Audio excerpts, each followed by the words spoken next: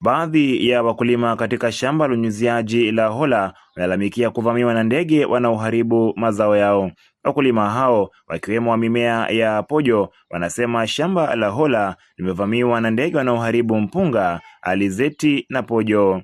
Wakulima hao sasa wanataka serikali kuwekeza suluhu za muda mrefu wakabiliana na uharibifu unaosababishwa na ndege na viumbe wengine mara kwa mara. Kusema kweli, ndege wamekuwa wengi, hata mmea wanaharibu kusema kweli.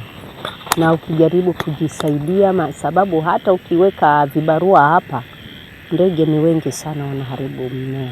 Sana ni asubuhi, hata mchana wako, lakini huwa labda ni sababu ajua kidogo wanatoka kidogo. Asubuhi jioni, sana huwa wengi. Hata ukiangalia saa hii wamepungua, lakini watarudi. Nilikuwa naomba serikali ingekuwa imeweka mikakati ya kutatua dharura kama hizo.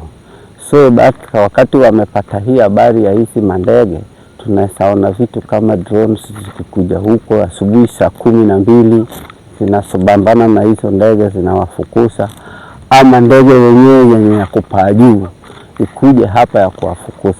Bila hiyo mkulima itabaki tu na ile hali yake hafifu ya kufukuza na akose ama pate kidogo, atakuwa amekosa nyingi lakini kidogo tu ndiye atabaki nayo. Dennis Maithia, Kurunzi ya Tana, katika mashamba ya unyunyiziaji mjini Hola.